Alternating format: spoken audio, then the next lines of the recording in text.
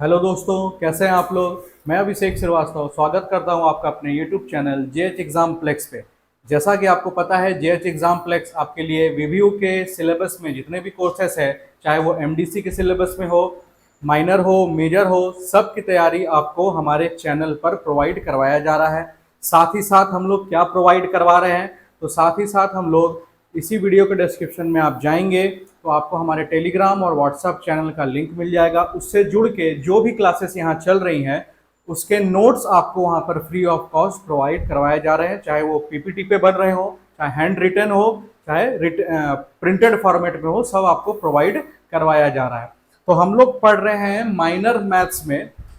तो minor mathematics में हम लोग क्या पढ़ रहे हैं, तो माइनर मैथमेटिक्स में हम लोग पढ़ रहे हैं थ्योरी ऑफ नंबर्स। और आज हम लोग को कुछ थ्योरम्स देखना है डिविजिबिलिटी का, जो इसके पहले क्लास में देख चुके थे। जो स्टूडेंट्स नए हैं उसको मैं बता दूं, इसके पहले 18 लेक्चर्स माइनर मैथमेटिक्स पे आ चुका है। अगर आप नहीं देखे हैं और आपका एग्जाम नज़दीक है तो आप उसको जाके देखें पहले वो 18 लेक्चर, ठीक है। फिर ये 19वां लेक्चर थ्योरी ऑफ नंबर्स को आप आगे इसको प्रोसीड कर सकते हैं। वो सभी लेक्चर्स के वीडियो आपको डिस्क्रिप्शन में उनका लिंक आपको मिल जाएगा, ठीक है। तो आज हम लोग को क्या पढ़ना है, तो डिविजिबिलिटी में क्वेश्चंस, आज हम लोग डिविजिबिलिटी के कुछ थ्योरम्स देखेंगे और हम लोग आज एक यूक्लिडियन एल्गोरिदम को प्रूव कर रहे होंगे कि यूक्लिडियन एल्गोरिदम होता क्या है, जीसीडी क्या होता है, उसको हम लोग आज प्रूव कर रहे होंगे, ठीक है। तो कुछ क्वेश्चंस हैं जो हम लोग को आज करना है माइनर मैथ्स में थ्योरी ऑफ नंबर्स के डिविजिबिलिटी वाले टॉपिक से, उसको हम लोग डिस्कस करते हैं। तो ये तीन कुछ थ्योरम्स है। अब इसका मतलब क्या है, मैंने आपको पहले ही बताया था कि अगर लिखना है आपको 10 डिवाइडेड बाई 5, तो इसका मतलब क्या होता है, 10 को डिवाइड कौन कर रहा है, 5 डिवाइड कर रहा है, ये आपको अच्छे से पता है, यही तो होता है इसका मतलब। लेकिन हम लोग का लिखने का तरीका क्या है, इस तरीके से हम लोग इसको लिखते हैं 5 डिवाइडेड बाई 10। अब जैसे यहां पर पहला नंबर जो है वो a डिवाइडेड बाई 0 है। अब इसका मतलब क्या है, a विल डिवाइड 0, तो इसका मतलब क्या हो जाएगा कि आपका ये जो टर्म है वो दिखेगा मैथमेटिकली कैसा दिख रहा होगा, a divide by 0 divide by a, answer क्या आ जाएगा, 0 आ जाएगा। तो इसको आप किस फॉर्मेट में लिख सकते हैं, तो आप इसको लिखेंगे क्या, 0 इज इक्वल टू 0 इंटू ए, है ना, और रिमाइंडर भी क्या आ जाएगा, 0 आ जाएगा। तो आप ऐसे लिख सकते हैं, ये लिखने का तरीका है सिर्फ, ठीक है।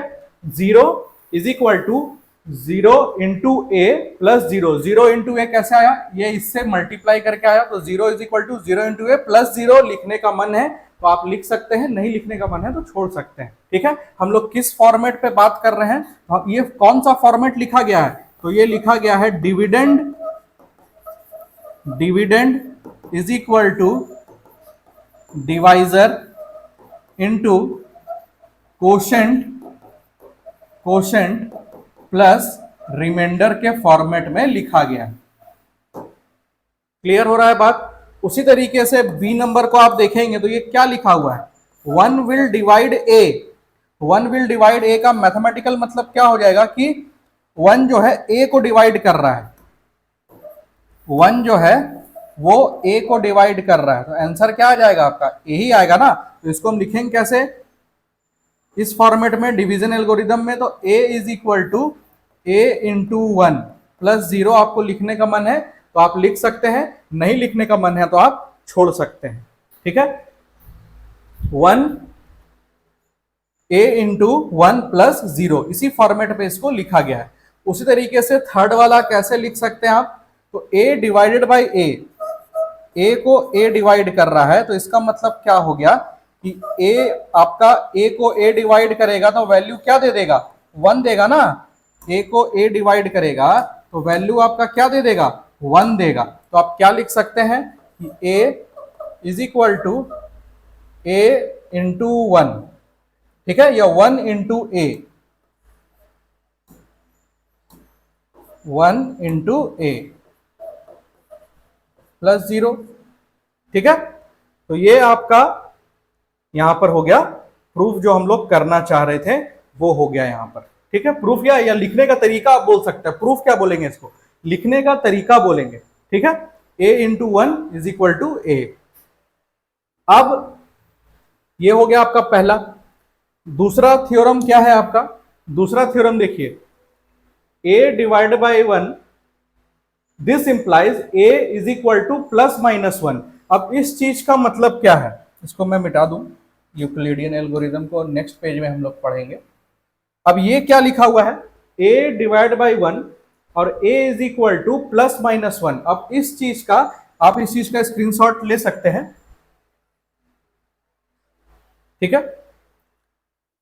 आगे अगर हम लोग बढ़े तो a divided by a divide 1, ठीक है, a divide 1 this implies a is equal to plus minus 1। अब इस चीज का मैथमेटिकल मतलब क्या है, इस चीज का इस चीज को आप प्रूफ कैसे करेंगे, तो आपको एक अलग से यहां पर एक आर्बिट्ररी इंटीजर लेना पड़ेगा। जैसे मान लीजिए a डिवाइड कर रहा है इसको, इसका मैथमेटिकल मतलब क्या है कि 1 को a डिवाइड कर रहा है, तो कितना बार में करेगा नहीं ना पता, ठीक है। 1 को a डिवाइड कर रहा है, कितना बार में करेगा आपको पता है? नहीं पता है। तो हम लोग मान लेंगे कि ये b कोई आर्बिट्ररी इंटीजर है, तो हम यहां से क्या लिखेंगे, 1 is equal to a into B लिखेंगे। बताइए वेयर वेयर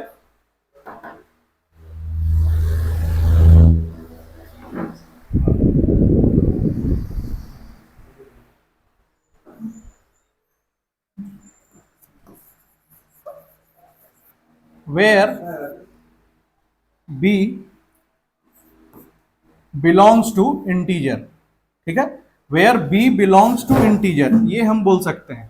तो 1 जो है मेरा वो a इंटू बी है, क्योंकि जो ये मैथमेटिकल फॉर्मेट है उससे आप इस तरह से पुट कर लेंगे, dividend is equal to divisor into quotient plus remainder वाले फॉर्मेट में। तो ये कुछ इस तरीके का बन के आएगा। यहां तक आपको क्लियर होना चाहिए। वेयर बी क्या है आपका, तो बी कोई इंटीजर है, तो बी कोई भी इंटीजर है, तो हम यहां से बोल सकते हैं कि जो ए बी का वैल्यू है, अगर बी कोई भी इंटीजर है तो ए का वैल्यू प्लस माइनस 1 के बराबर हम लिख सकते हैं। कब? जब मेरा ए बी मॉड जो है वो 1 के इक्वल होगा, जब मेरा ए बी मॉड जो है वो ग्रेटर देन 1 होगा, सॉरी ग्रेटर देन 1 होगा, ठीक है, ग्रेटर देन 1 होगा। ये सब थ्योरम्स देखिए, ये भी अलग से एक थ्योरम है, ठीक है, लेकिन सब थ्योरम को यहां पर डिस्कस नहीं कर सकते, एग्जाम बहुत नजदीक है। आप एक बार बुक्स को देख लें, बुक से गो थ्रू हो जाए, तो आपको जो छोटा छोटा चीज ये लिखा जा रहा है वो आपको क्लियर हो जाएगा। तो 1 बाई ए में हम लोग लिख सकते हैं a is equal to plus minus 1, ये हम लोग लिख सकते हैं। इतना आपको याद रखना है, क्योंकि एग्जाम नजदीक है। आप नहीं पढ़े तो आपके पास बिल्कुल समय नहीं है, और पढ़े हैं तो ये सब से आप कनेक्ट कर पा रहे होंगे, ठीक है। चलिए, अब इसका मतलब क्या है, a डिवाइड कर रहा है b को, तो a डिवाइड कर रहा है b को तो कुछ बार में करेगा, मान लेते हैं u टाइम्स में करेगा, और c डिवाइड कर रहा है d को तो कितना बार में करेगा, मान लेते हैं v बार में करेगा, ठीक है। तो यहां से हम क्या लिख सकते हैं, यहां से हम क्या लिख सकते हैं, a is equal to B U लिख सकते हैं, और यहां से क्या लिख सकते हैं, c is equal to D V लिख सकते हैं। बोलिए लिख सकते हैं कि नहीं? बिल्कुल लिख सकते हैं। अब हम दोनों को मल्टीप्लाई कर दें तो a c is equal to b d u v लिख सकते हैं कि नहीं, ठीक है। A c is equal to b d u we. तो अब बी डी को हम अगर नीचे ले आए, बी को अगर हम नीचे ले आए,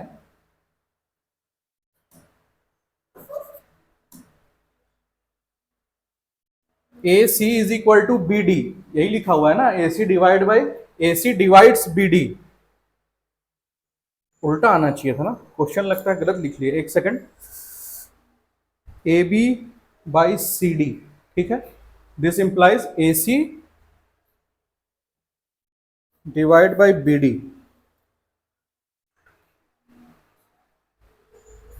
हाँ, उल्टा, यहां पर उल्टा लिख के बना रहे थे इसलिए ये दिक्कत आ रहा था, ठीक है। सही है, ये सही है, ये सही है, यहां पर हम उल्टा लिख रहे थे।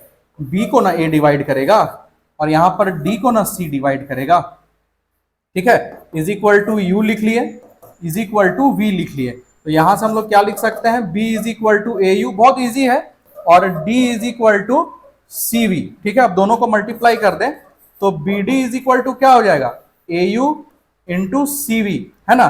फिर हम लोग क्या लिखेंगे, B D is equal to A C U we. तो आप देख सकते हैं कि अगर हम ए सी को इक्वल टू के इधर लाएं तो बी डी को क्या करेगा, डिवाइड करेगा। तो this implies that AC divides BD.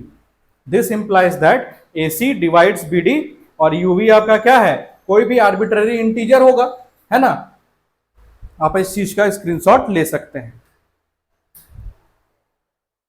यहां आप लिख लीजिए कि आपका UV क्या है, आपका इंटीजर है। UV क्या है, आपका इंटीजर है।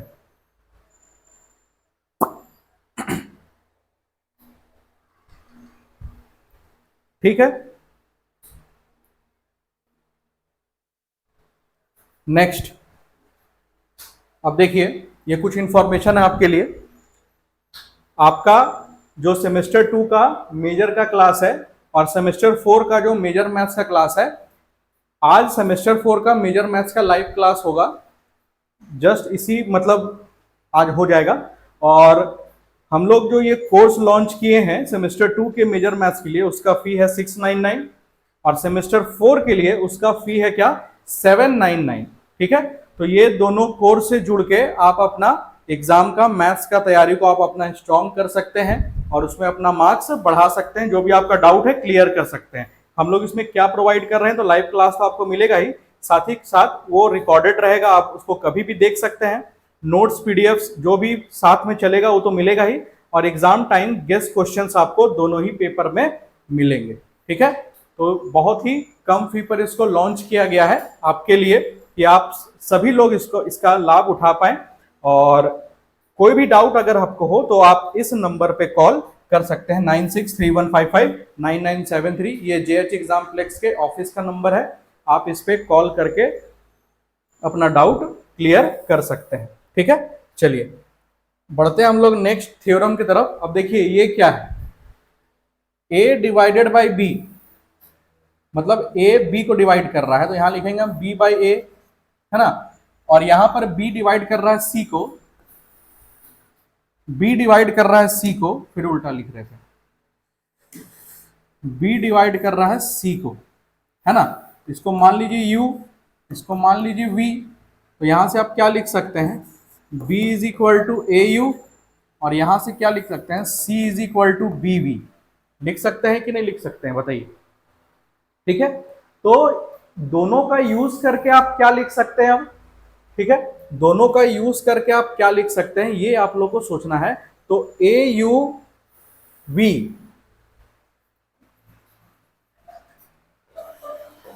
AUV से आप क्या लिख सकते हैं, इज इक्वल टू C। सोचिए, AUV का यूज करके इज इक्वल टू आप C लिख सकते हैं कि नहीं लिख सकते हैं, ये बताइए कैसे। B का वैल्यू क्या है, AU, इस B का वैल्यू हम लोग यहां रख देंगे, ठीक है। एक स्टेप गायब कर दिए हम, लेकिन आपके लिए लिख दे रहे हैं। क्या कर रहे हैं हम लोग, B का वैल्यू क्या है, AU का वैल्यू हम लोग यहां पर रख देंगे। तो C इज इक्वल टू क्या हो जाएगा, AUV। तो यहां से क्या पता चल गया कि ये जो A है वो किसको डिवाइड कर रहा है, C को डिवाइड कर रहा है, where UV belong to some integer. तो यहां लिख सकते हैं this implies what, A divides C, this implies what, A divide C। आप इसका स्क्रीनशॉट ले सकते हैं, ठीक है।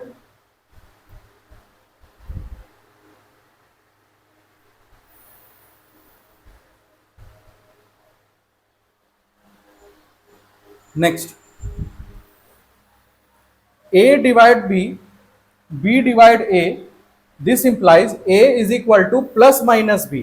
अब इस चीज का मतलब क्या है, जैसे यहां पर B को A डिवाइड कर रहा है, यहां पर A को B डिवाइड कर रहा है, दोनों अलग अलग है, देख लीजिए, ठीक है। यहां पर एक बार A को B डिवाइड कर रहा है, B को A डिवाइड कर रहा है, तो कुछ टाइम्स में करेगा, तो उसको मान लेंगे हम U, इसको मान लेंगे V। तो इसको क्या लिख सकते हैं, B is equal to AU और इसको क्या लिख सकते हैं, a is equal to B V लिख सकते हैं ना।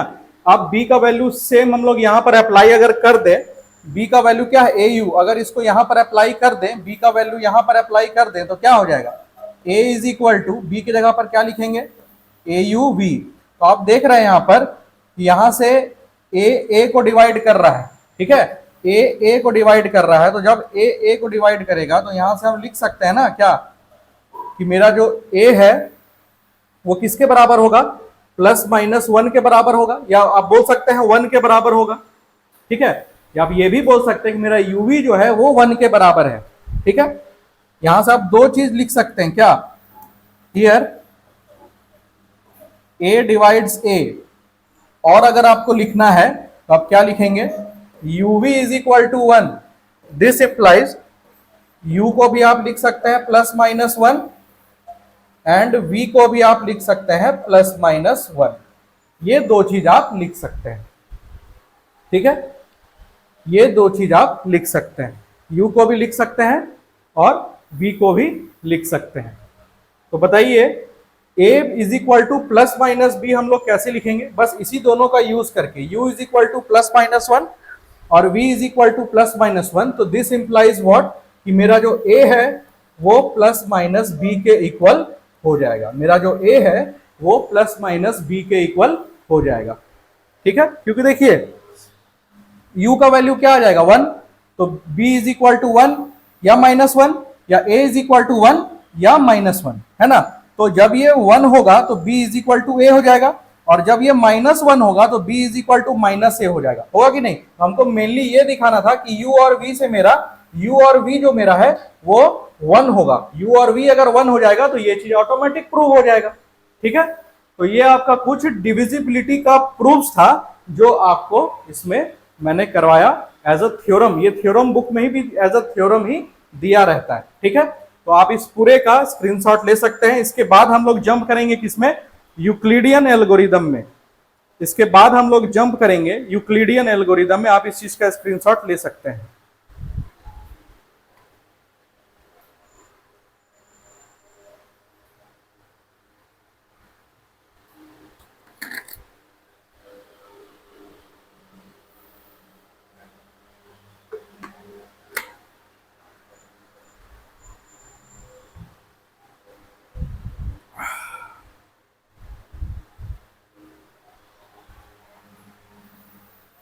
आगे बढ़ा जाए।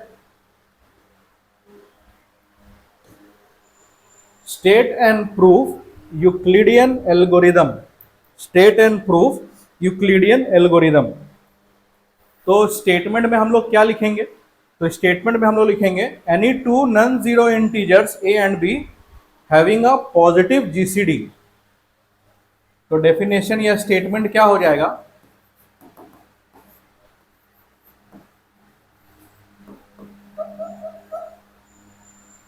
any two numbers, any two non-zero integer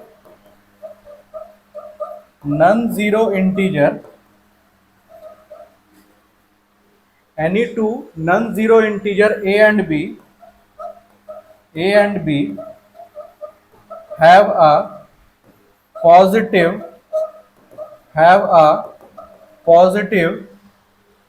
GCD greatest common divisor, ठीक है, जिसको आप HCF के नाम से भी जानते हैं, ग्रेटेस्ट कॉमन डिवाइजर, जिसको आप HCF के नाम से भी जानते हैं। ये हो गया आपका स्टेटमेंट, ठीक है, ये हो गया आपका स्टेटमेंट। अब इस चीज को हम लोग को प्रूफ करना है और दिखाना है कि जो भी इंटीजर हम लोग लेंगे वो पॉजिटिव, जो भी इंटीजर होगा उसका HCF क्या आएगा, पॉजिटिव आएगा। जो भी इंटीजर का HCF हम लोग लेंगे उसका पॉजिटिव आएगा वैल्यू। तो इसके लिए हम लोग क्या लिखेंगे, प्रूफ में हम लोग क्या मानेंगे, तो let A and B clearly the GCD of A and B is A and B, ठीक है, ये हम लोग इसमें मान सकते हैं। तो यहां पर लिखेंगे हम लोग proof,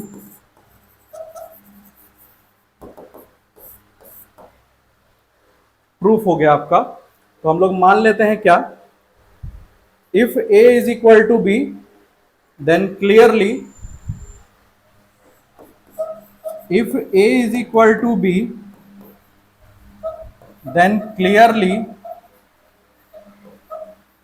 GCD of a b is a और b। अगर a is equal to b है तो उसका GCD क्या हो जाएगा, या तो a होगा या तो b होगा। ठीक है, अब हम लोग को क्या सपोज करना है, जो हम लोग डिवीजन एल्गोरिदम सीखे हैं उसका यूज करना है यहां पर, और दिखाना है कि हम लोग इसको, इस चीज जो स्टेटमेंट लिखा हुआ है उसको प्रूफ कर सकते हैं। तो let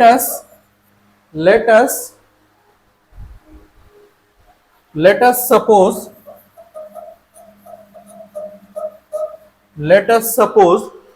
a and b are two positive integers. Let us suppose a and b are two positive integers. A and b are two positive integers such that a is greater than b. a is greater than b। ठीक है, क्या मान ली हम लोग, a b दो positive integer है जिसमें a जो है वो b से क्या है, ग्रेटर है। तो हम लोग क्या लिख सकते हैं, then by division algorithm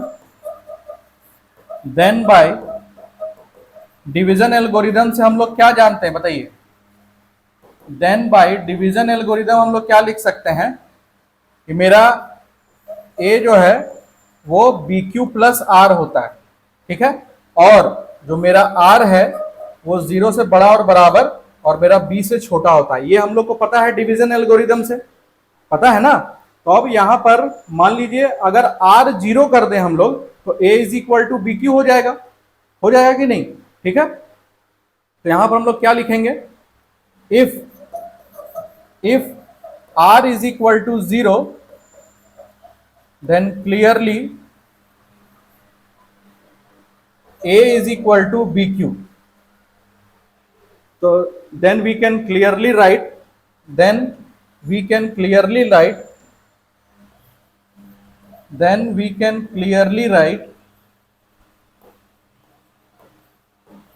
A is equal to BQ। अब इसका मतलब क्या है, A is equal to BQ का मतलब क्या है कि A को डिवाइड करेगा कौन, B। तो A को अगर B डिवाइड करेगा तो वही उसका डिवीजर हो जाएगा ना। बताइए, अगर R 0 हो गया और A is equal to BQ आप लिखे हैं तो A को कौन डिवाइड करेगा, B डिवाइड करेगा, तो B उसका क्या हो जाएगा, डिवाइजर हो जाएगा कि नहीं हो जाएगा। तो यहां से हम क्या लिख सकते हैं, सो B is the GCD, divisor मतलब क्या, कॉमन जो फैक्टर बोलते हैं उसको बोलते हैं डिवाइजर, है ना। सो B is the GCD of A and B, है ना। B क्या हो गया, GCD हो गया A और B का, जब हम लोग R इज इक्वल टू 0 लिए। लेकिन हम लोग को R नॉट इक्वल टू 0 पर भी दिखाना है। तो आप तब तक इसका स्क्रीनशॉट ले लीजिए, फिर हम लोग आगे बढ़ते हैं।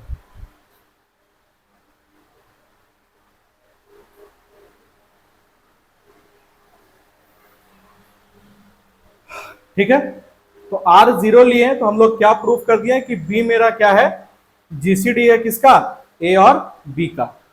ठीक है, अब जब R 0 के इक्वल नहीं होगा तब हम लोग क्या देख सकते हैं, जब R 0 के इक्वल नहीं होगा तब हम लोग क्लियरली क्या लिखेंगे, इस चीज पर हम लोग को चर्चा करना है। तो आइए नेक्स्ट स्लाइड पर हम लोग उसका चर्चा करते हैं कि R अगर 0 के बराबर नहीं होगा तो हम लोग को एक अलग से डिवाइजर मानना पड़ेगा A B का, और एक दो डिवाइजर मानना पड़ेगा, ए बी का भी मानना पड़ेगा और बी आर का भी मानना पड़ेगा, है ना। ए बी का भी मानना पड़ेगा और बी आर का भी मानना पड़ेगा। ठीक है, अगर आर 0 के इक्वल नहीं होता है। ठीक है, चलिए क्या लिखेंगे हम लोग, if R not equal to 0।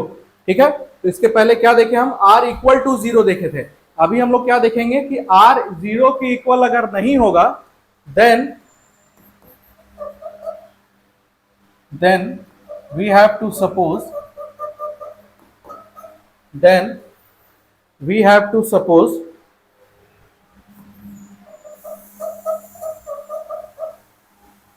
D is equal to AB. D is equal to AB and D dash is equal to AB. D dash is equal to AB. तो ये दो डिवाइजर हम लोग मान लिए कि D AB का divisor है और D डैश भी जो है वो AB का डिवाइजर है। ये हम लोग मान लिए खुद से। जब R 0 के इक्वल नहीं होगा तो R कुछ होगा, R1 हो जाएगा, R2 हो जाएगा, R3 हो जाएगा, है ना। जब R 0 के इक्वल नहीं होगा तो हम लोग मान लिए कि D उसका कोई डिवाइजर है और D डैश भी उसका कोई डिवाइजर है। तो इसके बाद हम लोग को क्या प्रूफ करना रहेगा? Then we shall have to prove that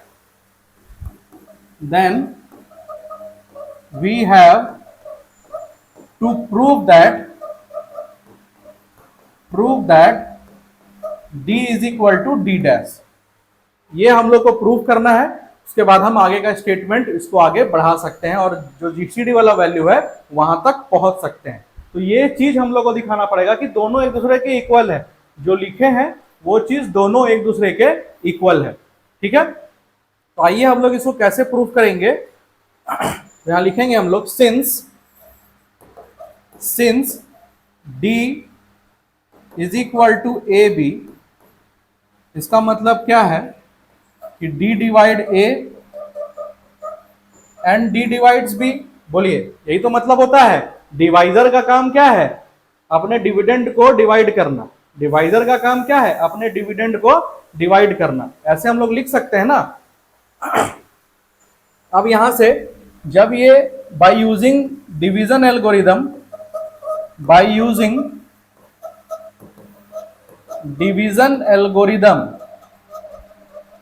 तो डिवीजन एल्गोरिदम का अगर हम लोग यूज करें तो इसको हम लोग क्या लिख सकते हैं? यहां पर A को डिवाइड कर रहा है कौन?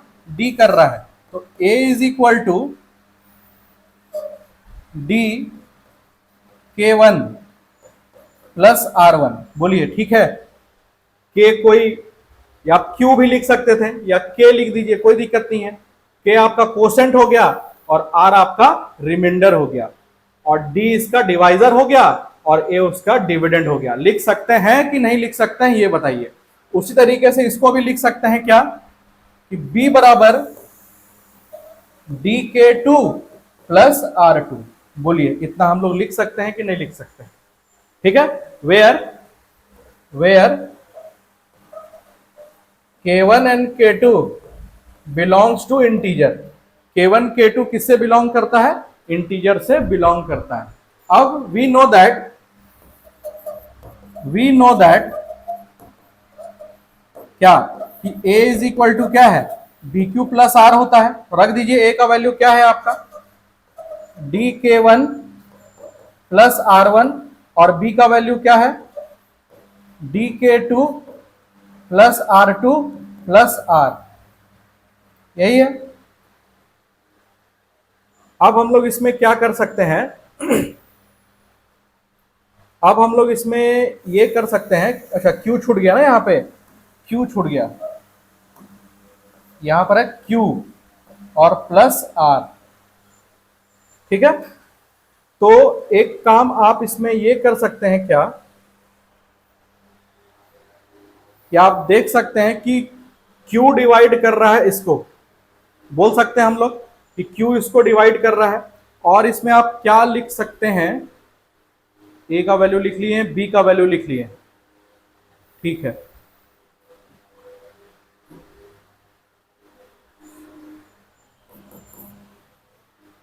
उस चीज को उठा के इधर ला सकते हैं। DK1 plus R1 minus DK2 plus R2 Q is equal to R। ये लिख लिए हम लोग। ठीक है, अब इसके आगे हम लोग को क्या दिखाना है? एक बार हम लोग इसके लिए दिखाए ना, D इसको डिवाइड कर रहा है। अब D डैश के लिए हम लोग को दिखाना पड़ेगा। तो इस चीज का पहले आप स्क्रीनशॉट ले लीजिए, फिर हम लोग आगे बढ़ते हैं।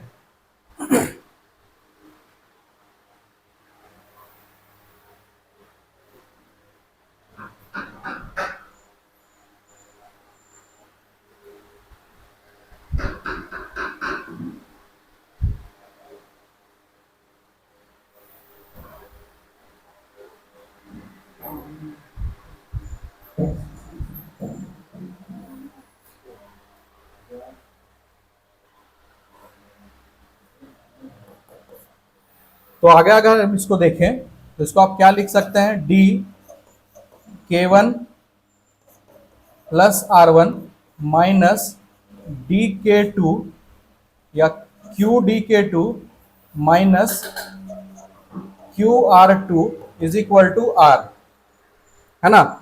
तो अब यहां से क्या लिख सकते हैं, D common K1 minus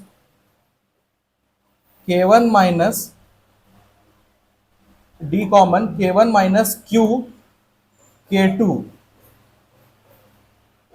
plus R1 minus QR2 is equal to R, ये हम लोग लिख सकते हैं, ठीक है।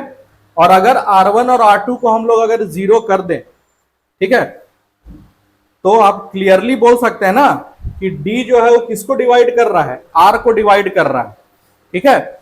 अगर हम लोग R1 R2 को जीरो नहीं माने हैं, कुछ भी और आर्बिट्ररी इंटीजर माने हैं, अगर जीरो मानते हैं तो हम लोग क्या लिखते हैं, ये जो वैल्यू है वो क्या हो जाएगा, फिर कट के जीरो हो जाता, ठीक है। तो इस चीज का आप स्क्रीनशॉट ले सकते हैं, फिर हम लोग आगे बढ़ते हैं।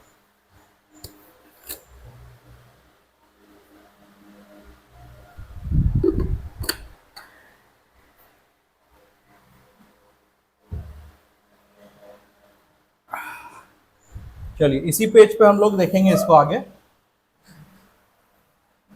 तो यहां से K1 minus KQ2 is equal to R है, ठीक है।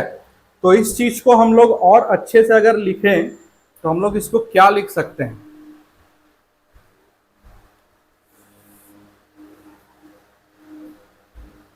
हम लोग A is equal to b cube पर ही काम करना चाहिए था। एक सेकेंड रुक जाइए,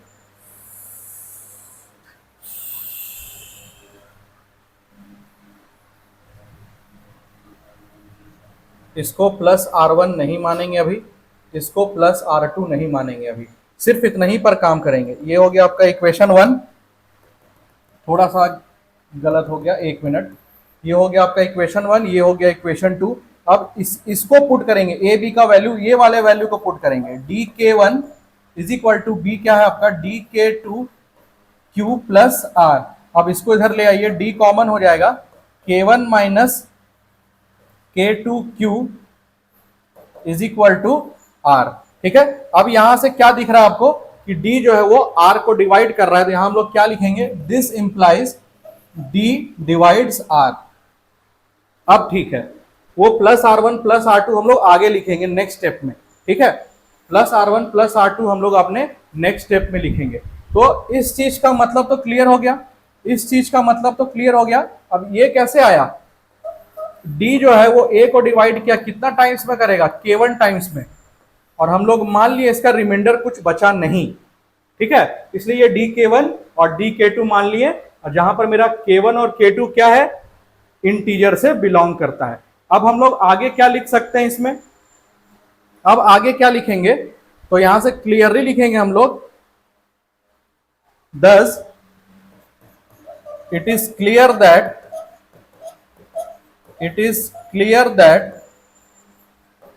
D divides B as well as D divides A, sorry, D divides R. It is clear that D divides B and D divides R. ये तो क्लियर हो गया ना, B तो ऊपर में ही क्लियर था, और ये R को भी डिवाइड कर रहा है। तो हम लोग क्या लिख सकते हैं, यहां पर एक और मिस्टेक हो गया, यहां पर क्या लिखना चाहिए था, हम लोग को BR लिखना था, सुधार लीजिएगा उसको, कि D जो है वो डिवाइजर किसका है, B और R का है, और यहां पर जो D है डिवाइजर किसका है, A और B का है, ठीक है। गलती से लिखा गया था वो, तो D R को डिवाइड कर लिया, तो D B को डिवाइड कर लिया, D R को डिवाइड कर लिया। तो देख रहे हैं D जो है वो B को भी डिवाइड कर रहा है, B दोनों में है, और D R को भी डिवाइड कर रहा है, D R को भी डिवाइड कर रहा है। तो इसका मतलब, इसका क्या मतलब निकल के आता है कि D जो है वो D डैश को भी डिवाइड करेगा। अगर D B को डिवाइड कर रहा है, D R को डिवाइड कर रहा है, तो 110% D जो है वो D डैश को भी डिवाइड करेगा। हम बोल सकते हैं कि नहीं बोल सकते हैं, ठीक है। तो यहां से हम लोग क्या लिखेंगे, यहां से हम लोग स्टेटमेंट क्या लिखेंगे कि since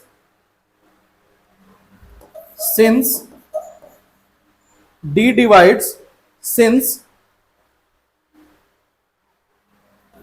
D dash is equal to, या D dash divides BR, D dash divide BR, then any common factor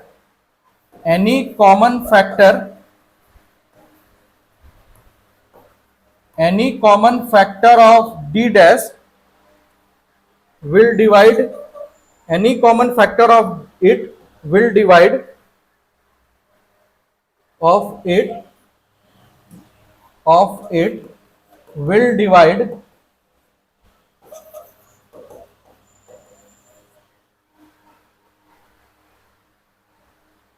any common factor of it will divide D dash। ठीक है, तो D dash BR को divide कर रहा था, तो BR का और भी कोई अदर फैक्टर है वो किसको डिवाइड करेगा, वो D dash को डिवाइड करेगा। ठीक है, हम लोग बोल सकते हैं। तो यहां पर हम लोग इस चीज का, यहां आप भी क्लियर है, आप इस चीज का स्क्रीनशॉट ले सकते हैं। फिर हम लोग इसके आगे का प्रक्रिया को आगे करेंगे, क्योंकि हम लोग को D is equal to D dash दिखाना है।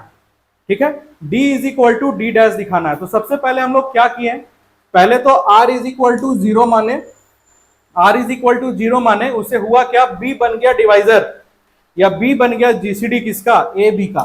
उसके बाद R नॉट इक्वल टू 0 माने, और वहां से पहले हम लोग डिवीजन एल्गोरिदम का यूज करके और इस चीज का यूज करके एक फॉर्मेट तैयार किए हैं। और उसके अलावा हम लोग मान लिए कि AB का डिवाइजर कौन है, D है, और BR कौन है, D डैश कौन है, BR का डिवाइजर है। ठीक है, ये हो गया, ये स्टेटमेंट लिख लिए। अब हम लोग नेक्स्ट स्लाइड में लिखेंगे क्या, हेंस BR का, B और R का डिवाइजर कौन निकला है, D, तो हम लिखेंगे hence D divide D dash. लिख सकते हैं ना कि मेरा जो D है वो किसको डिवाइड करेगा, D डैश को डिवाइड करेगा। This implies D divide D dash. ठीक है, आप इसको इक्वेशन नंबर 1 मान सकते हैं। थोड़ा सा लेंदी है ये, समझने में थोड़ा सा टफ लग सकता है आपको, लेकिन है नहीं। एक बार आप D को D डैश से डिवाइड करवा दीजिए, एक बार आप D डैश को D से डिवाइड करवा दीजिए, आपका ये क्लियर हो जाएगा। ठीक है, तो यहां पर हम लोग क्या दिखा दिए कि मेरा जो D है वो D डैश को क्या कर रहा है, डिवाइड कर रहा है। सिमिलरली अब हम लोग लिखेंगे किसके बारे में, एक और तो है, सिमिलरली जो D डैश है वो किसके बराबर है, मेरे BR के बराबर है। जो मेरा D डैश है वो किसके बराबर है, BR के बराबर है।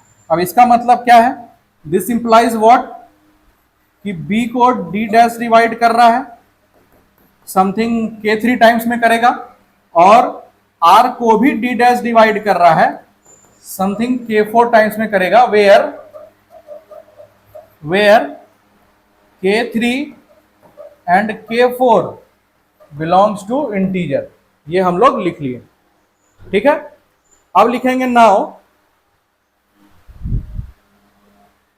अब ये डिवाइड कर रहा है इसको, तो B इज इक्वल टू हम लोग क्या लिख सकते हैं, D डैश K3 है ना, और R इज इक्वल टू क्या लिख सकते हैं, D डैश K4, या K4 D डैश, या K3 D डैश हम लोग लिख सकते हैं। ठीक है, और यहां पर ये भी गिवन है, गिवन क्या है कि मेरा जो D है वो किसको डिवाइड कर रहा है, एंड जो D डैश है वो किसको डिवाइड कर रहा है, R को डिवाइड कर रहा है। ठीक है, और यहां से ये हम बोल सकते हैं कि मेरा D डैश जो है वो B को डिवाइड कर रहा है। इसको नहीं भी लिखेंगे तो काम चल जाएगा, इसको नहीं भी लिखेंगे तो काम चल जाएगा। मेन है ये फॉर्मेट मेन है, जो अभी हम लोग डिविजिबिलिटी का यूज किए हैं, डिविजिबिलिटी एल्गोरिथम का थ्योरम का यूज किए हैं, इस चीज को लिखना है। अब हम लोग इसमें क्या यूज करेंगे, अपना डिवीजन एल्गोरिथम का यूज करेंगे। ठीक है, but A is equal to BQ plus R है, A is equal to BQ plus R है, तो मेरा A तो A रहेगा, B क्या हो जाएगा, D dash K3, Q plus R क्या हो जाएगा, D डैश K4। तो यहां से A बराबर आप क्या लिख सकते हैं, D डैश कॉमन लेके क्या लिख सकते हैं, K3Q प्लस K4। अब हो गया ये जादू, देखिए अब D डैश किसको डिवाइड कर दिया, A को डिवाइड कर दिया। यही तो हम लोग को दिखाना था कि D डैश जो है वो, अब जैसे D डिवाइड कर रहा है D डैश को, अब हमको दिखाना क्या है, D डैश डिवाइड कर रहा है A को। तो यहां पर हम दिखा देंगे this implies what, D dash, this implies what कि D डैश डिवाइड्स A। ठीक है, D डैश डिवाइड्स A, ये हम लोग दिखा दिए। ठीक है, आप लिख भी सकते हैं, स्टेटमेंट में भी लिख सकते हैं, अगर ऐसे नहीं लिखना है कि D डैश जो मेरा है, D डैश डिवाइड्स A, और फिर दैट इज कि मेरा A से ये इस तरह से हो गया, या अपना मैथमेटिकल टर्म जैसे आप लिखते हैं वैसे लिख दीजिए कि D डैश जो है वो डिवाइड कर रहा है किसको, A को डिवाइड कर रहा है। ठीक है, अगर इतना आपको समझ में आ गया है तो आप आराम से आगे क्या लिखेंगे, there D dash divides A, और पहले से क्या गिवन है कि जो D है वो B को डिवाइड कर रहा है, और B जो है वो उसको D डिवाइड कर रहा है, ये गिवन है ना। जैसे D डैश डिवाइड कर रहा है किसको, A को, तो D इसका फैक्टर हो गया, और हम लोग को पता है कि D जो है वो A को भी डिवाइड कर रहा है, D जो है वो B को भी डिवाइड कर रहा है। ठीक है, और ये जो D है वो D डैश को डिवाइड कर रहा है, तो हम ये भी लिख सकते हैं ना कि मेरा जो D डैश है वो भी B को डिवाइड कर रहा होगा। थोड़ा सा शुरू में समझने में आपको लग सकता है, लेकिन उतना भी टफ नहीं है, 2-3 बार आप देखेंगे तो आपको समझ में आ जाएगा। ठीक है, तो यहां हम लोग क्या लिखेंगे, here D dash divide B as well as D dash divides A as well as D dash divides B। ठीक है, ये हम लोग को लिख लिए। अब इसी चीज से हम लोग लास्ट में स्टेटमेंट लिख के अपना कहानी को खत्म करेंगे।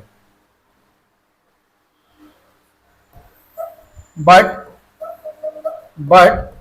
D is equal to a b, ये तो गिवन था, हम लोग शुरू में माने थे कि मेरा जो D है वो किसके बराबर है, मतलब मेरा D जो है वो A और B का क्या है, डिवाइजर है।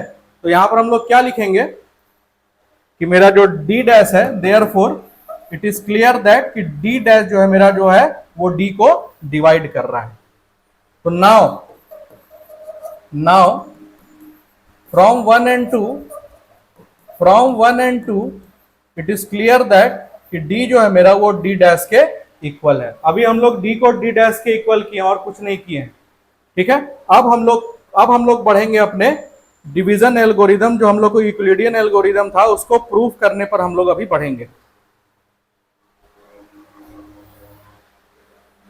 ठीक है, तो इससे क्या प्रूफ हुआ, D और D डैश अगर इक्वल हो गया और दोनों ही क्या है आपका, आप बोल सकते हैं दोनों ही आपका क्या है, GCD बन गया है ना। ये किसका GCD था, AB का, ये किसका GCD था, BR का। तो हम लोग क्या स्टेटमेंट लिख सकते हैं, बोलिए हम लोग क्या स्टेटमेंट लिख सकते हैं। नेक्स्ट पेज में हम लोग इसका स्टेटमेंट लिखेंगे। इस चीज का मतलब क्या है यार, D is equal to D dash का मतलब क्या है कि GCD of A and B is also the GCD of B and R। Next line में हम लोग लिखेंगे this implies कि GCD of A and B is also the GCD of B and R। Clear हो गया। ठीक है, यही चीज तो हम लोग को दिखाना है। ठीक है, यही चीज हम लोग को दिखाना है, और लास्ट में ये भी दिखाना है कि कोई भी पॉजिटिव इंटीजर का जीसीडी जो होता है वो क्या होता है, पॉजिटिव होता है। अब यहां पर हम लोग क्या करेंगे, again applying division algorithm, again applying division algorithm.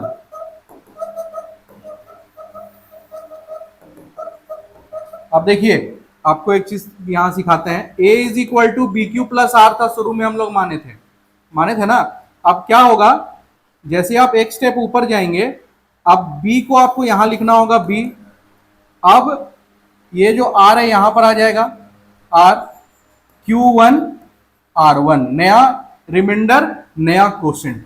ठीक है, तो ये तो स्टार्टिंग वाला था और ये अभी नया वाला है। उसी तरीके से आप तीसरा स्टेप लिखेंगे तो ये R यहां पर आ जाएगा, ये R1 यहां आ जाएगा और यहां पर R3 हो जाएगा, यहां पर Q2 हो जाएगा।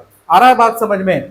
तो ये प्रोसेस चलता जाएगा चलता जाएगा चलता जाएगा। तो अभी हम लोग आगे नहीं लिखते, अभी इतना आपको समझ में आना चाहिए कि हम लोग डिवीजन एल्गोरिदम फिर से अगर अप्लाई कर दें, डिवीजन एल्गोरिदम फिर से अप्लाई कर दें, तो हम लोग लिख सकते हैं क्या, B is equal to r Q1 plus R1, B is equal to r Q1 plus R1। अब यहां पर क्या था, इस जगह पर क्या था कि आपका जो R था वो 0 से बड़ा और B से छोटा था। आपका यहां पर जो R1 है वो किससे बड़ा हो जाएगा, वो 0 से बड़ा हो जाएगा और आपका B इस बार कौन बन गया है, R बना है, R से छोटा हो जाएगा। बोलिए ये चीज ठीक हुआ कि नहीं? हम लोग अब क्या करेंगे, बार बार डिवीजन एल्गोरिथम लगाएंगे, बार बार डिवीजन एल्गोरिथम लगाएंगे और उस मुद्दे तक पहुंचेंगे जब तक, कहां तक पहुंचेंगे, जब तक मेरा HCF यानी कि रिमाइंडर, जब तक मेरा रिमाइंडर 0 नहीं आ जाए। रिमाइंडर 0 आता है तो मेरा डिवाइजर ही HCF हो जाता है। आपको पता है, आप 10th क्लास में इस चीज को पढ़े थे। जैसे ही मेरा रिमाइंडर आता था 0 तो मेरा डिवाइजर क्या होता था, वही मेरा HCF होता था। तो वहां तक हमको पहुंचना है, उस तरीके से हम लोग को आगे इसमें बढ़ना है। तो यहां पर हम लोग क्या करेंगे, ये चीज आप समझ गए, ये जो हम लोग लिखे हैं ये चीज आपको समझ में आ गया होगा, ठीक है। तो अब हम लोग क्या करेंगे,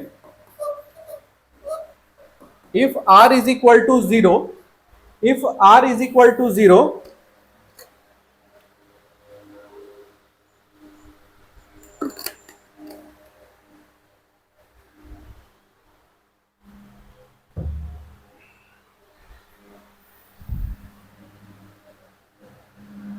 if R is equal to 0, then R1 is the, if R is equal to 0, then R नहीं R1 होगा ना, हम लोग रिमाइंडर 0 कर रहे हैं। If R1 is equal to 0, then R is the GCD, R is the GCD of B and Q। बोलिए लिख सकते हैं कि नहीं? अगर हम R1 को 0 कर दें तो मेरा R क्या हो जाएगा, B को डिवाइड करेगा। B को डिवाइड करने वाला क्या कहलाता है, डिवीजर कहलाता है। और डिवीजर को हम और क्या बोलते हैं, GCD, ग्रेटेस्ट कॉमन डिवीजर भी बोल सकते हैं, ठीक है।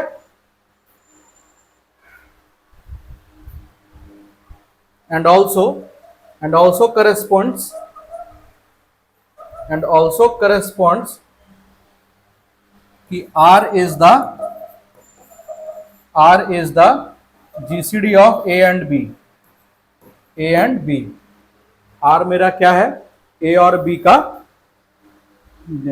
GCD है। लेकिन अगर R इक्वल टू के, R अगर 0 के इक्वल नहीं हुआ तब हम लोग का स्टेटमेंट क्या होगा। अब R अगर 0 के इक्वल नहीं हुआ तो हम लोग क्या मिलते जाएगा, R1, R2, R3, R4, R5 ये सब मिलते जाएगा। तो हम लोग यहाँ स्टेटमेंट क्या लिखेंगे, if R is not equal to 0, तो R अगर 0 के इक्वल नहीं हुआ, मतलब रिमाइंडर अगर 0 के इक्वल नहीं हुआ तो हम लोग को डिफरेंट रिमाइंडर यहां पर मिलते चले जाएंगे, ठीक है। तो अगर R1 0 के इक्वल नहीं हुआ और डिवीजन एल्गोरिदम को हम लोग बार बार लगाएं, if R1 not equal to 0 and applying division algorithm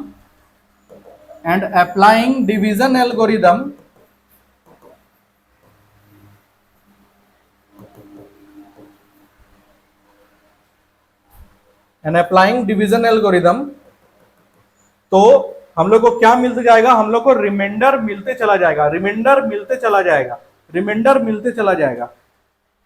algorithm respectively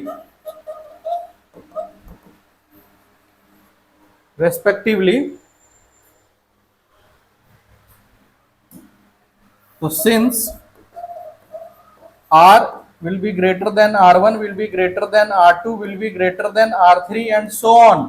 लेकिन कहीं तो रुकना पड़ेगा ना, तो हमको एक ऐसा जगह मानना पड़ेगा R का जहां पर रिमाइंडर क्या हो जाए, 0 हो जाए। तो हम लोग स्टेटमेंट इसमें क्या लिखेंगे, and all the remainders are non negative integers. ये सब रिमाइंडर क्या है, and all the remainders are non negative integer, non negative integer. All the remainders are non negative integer, ये तो हम लोग को पता है कि पॉजिटिव ही आएगा, है ना। तो अब हम लोग को क्या करना है, अब वी हैव एक ऐसा वैल्यू मानना है आर का जहां पर रिमाइंडर क्या आ जाए, जीरो आ जाए। तो क्या करेंगे, we must have a zero remainder, we must have a zero remainder. मेरा एक क्या होना चाहिए, जीरो रिमाइंडर बचना चाहिए, मेरा एक जीरो रिमाइंडर बचना चाहिए। और वो कौन सा जगह होगा जहां पर वो जीरो रिमाइंडर बचेगा, तो उस चीज का स्टेटमेंट हम लोग यहां पर लिखेंगे। तो let r k plus one, let r k plus one be the, let r k plus one be the zero, या r k plus one be the first zero remainder, be the first zero remainder. ये हम लोग मान लिए, ये हम लोग मान लिए कि मेरा आर के प्लस वन जो है वो पहला जीरो रिमाइंडर हम लोग को देगा। ठीक है, आप यहां तक का स्क्रीनशॉट ले सकते हैं, फिर हम लोग आगे बढ़ते हैं। बस खत्म हो गया अब ये।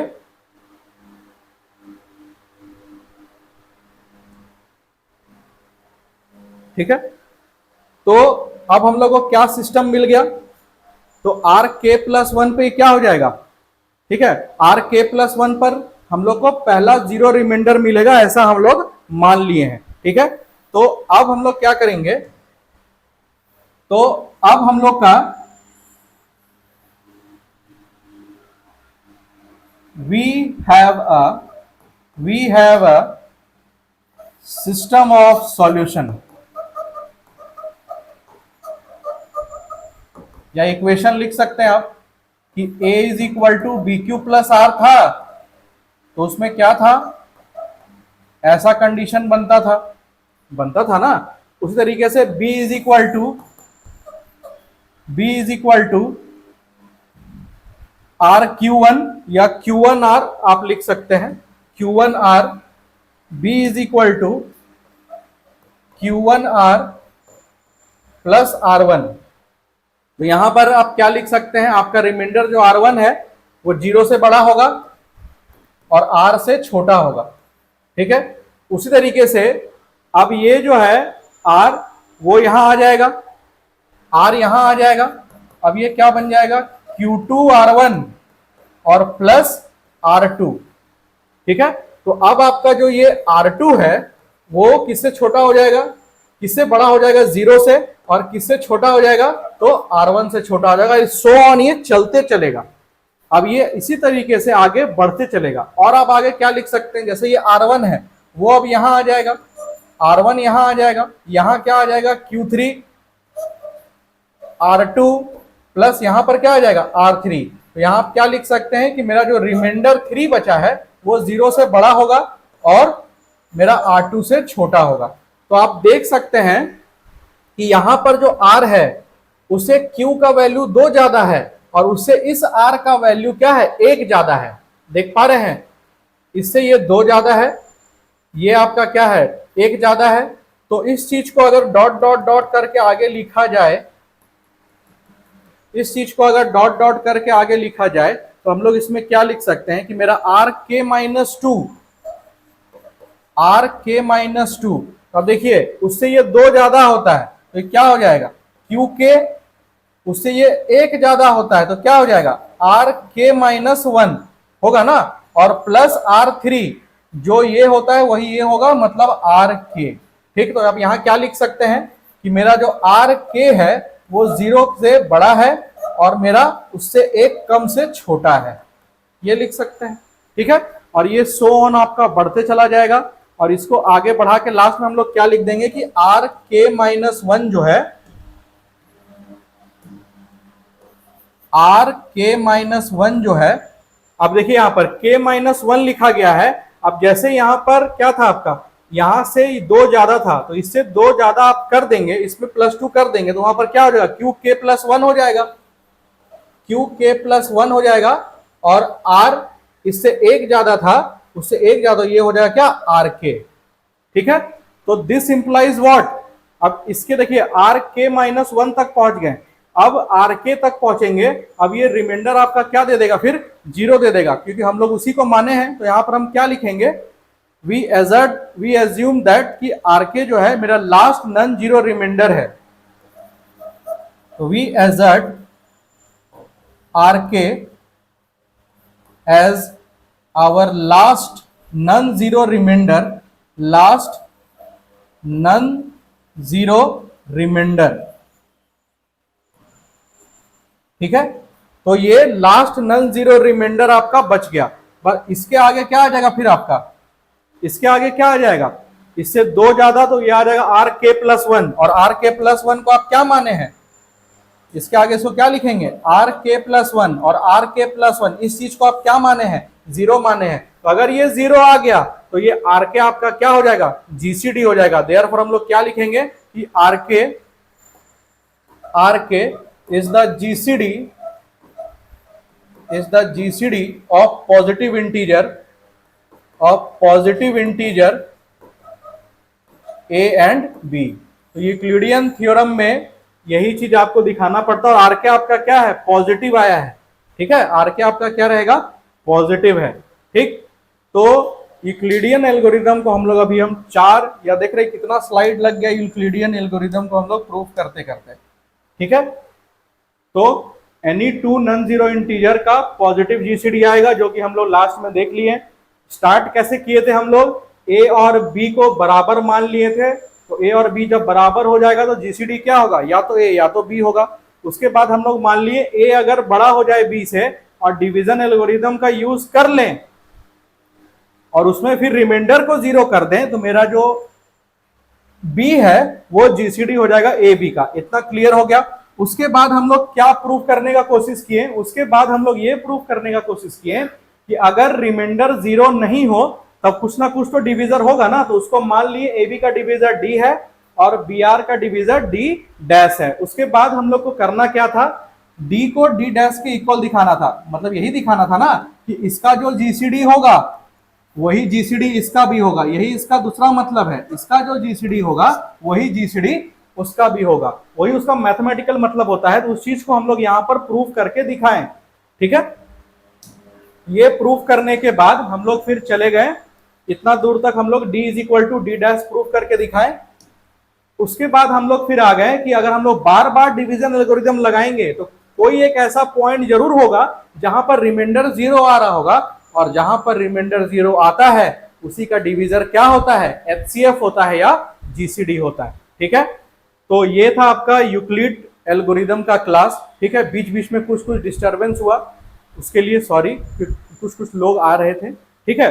तो आप क्लास को 1 बार देखेंगे, 2 बार देखेंगे, 3 बार देखेंगे, क्योंकि यूक्लिडियन एल्गोरिदम को 4-5 पेज में हम लोग यहाँ पर सॉल्व किए हैं, थोड़ा सा लंबा है, ठीक है। तो चलिए आज का क्लास हम लोग यहीं समाप्त करते हैं। अब हम लोग मिलेंगे अपने नेक्स्ट वीडियो में, तब तक के लिए जय हिंद।